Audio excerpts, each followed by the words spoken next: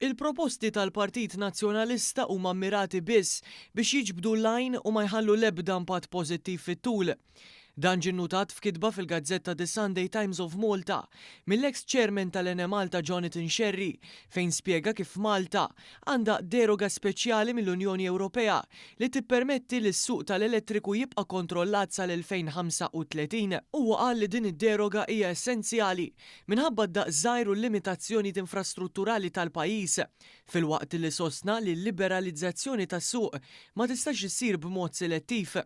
F'dan il-kuntest, Sherry qal il-Partit Nazzjonalista qed jippreżenta proposti mhux maħsuba sew mingħajr spjegazzjoni ċara tal-konsegwenzi tagħhom.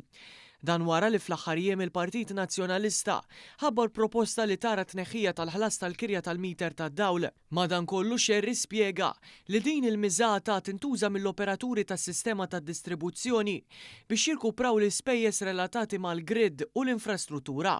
Għaldaqstant huwa spjega li jekk jitneħħa dan il-ħlas, l-ispejjeż xorta waħda jkollhom jiġu rkuprati b'mod ieħor permezz tal-kontijiet.